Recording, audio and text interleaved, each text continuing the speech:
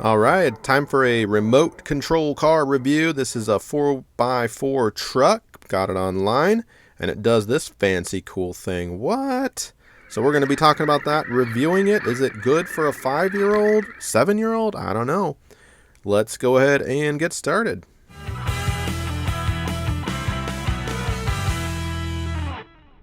All right, brand spanking new. Here it is, the brand, the model, all that good stuff. I'll pop links down below for this one and other cool recommendations that I have, so be sure to check that out. Here it is, first time being opened. This was a birthday gift for our 5-year-old, and several years ago I had bought a couple of other ones, and they were pretty cheap, so I decided to spend a little bit more, raise my price point, get one that should be a little higher quality. So is it? We're going to be answering that question. Now, I won't be able to speak for the longevity of this, how long will it last, but I can make some general observations and help you make a good purchasing decision. So here it is, no blemishes or anything. Everything's very, very well wrapped out of the box. And definitely the car is a little heavier. The remote, kind of light, but of course there's no batteries in it yet. So that's probably to be expected. There's no joystick. It's just, we'll talk about the, directionality in just a minute. But there's a charger and a little battery pack. So pretty simple. It doesn't have a screwdriver as well because you'll need to unscrew the battery compartment. The idea being that because this thing takes some, hits and going through grass and off curbs and stuff, that you don't want that popping off. So we'll get that charged up. You do have to provide your own adapter, but it does have the USB and you click it into the battery pack just like that. And 4 batteries rechargeable, not 1 or 2 like the previous ones I had bought years ago. So definitely an extended, I think, battery life possibility there. The back of the remote, 2 AA's and non-rechargeable, just regular AA's.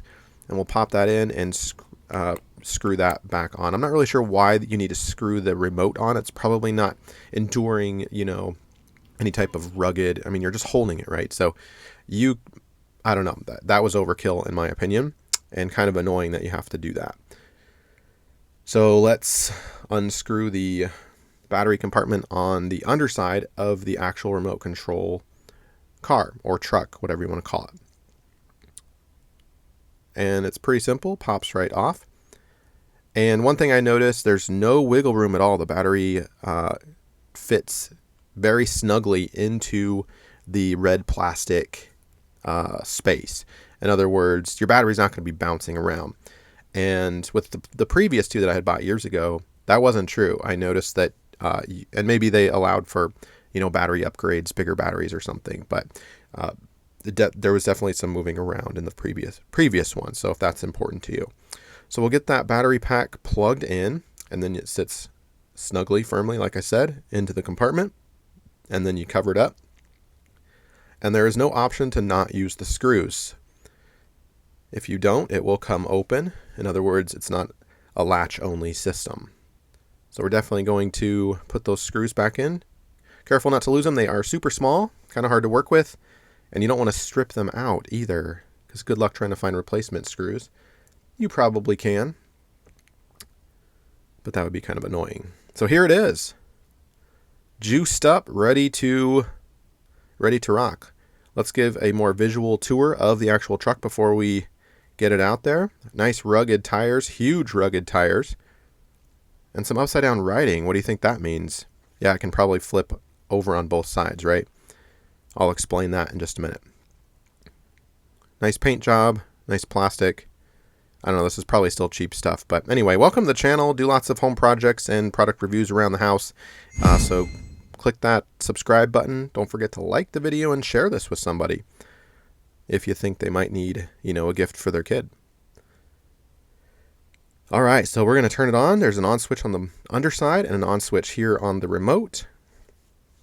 In other words, the remote is just not always on. Now, directionality, you can see on the left, we've got forward, and it's not a joystick. So if you go forward or backwards, and at the same time, you can, with your right thumb, use the left and right switches to control which direction it goes.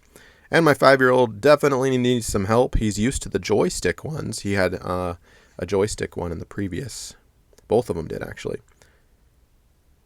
So he's not really sure what to do. But we'll just kind of roll it around here for you. We're going to take it out in the grass in just a minute, and we'll even mount the camera onto it so you can see what it looks like first person almost. So a little learning curve if you got little ones here. You got to figure out, well, which way is forward and which way is backwards, and how do you press forward, backwards, or forwards, and move it right at the same time. I don't know, maybe my kid's a little slow, but he was challenged with that. All right, so the middle button on the joystick on the remote control, check this out. You press it and it actually makes it flatter, so it's allowed to now, if it flips over, it can keep going, which is pretty cool. And then for more rugged terrain, you basically jack it up a little higher, and it can go through grass a lot easier, if that makes sense. We did get it stuck here on a bush. There's some roots that basically lifted it up. So it does, of course, have its limitations. You can try to use that middle button, see if that does anything or not. Sometimes it works, but not in this case. It was like a dead rose bush or something. Anyway, we'll get it out here in the grass and roll it around for you. So in its flat light condition, it can handle flat grass pretty well. And when it's raised up higher, of course, it can chew through grass and other terrain much easier. Check that out. Just 4-bying through the bumpy grass. Loving it.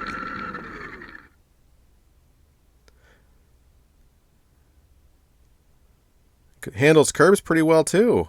Let's do that again in slow-mo. Check this out.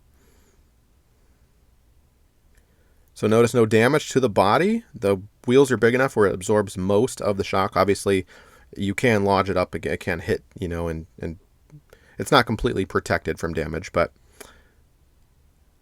another shot of it transforming here. Isn't that cool visually? All right. Let's take it out again.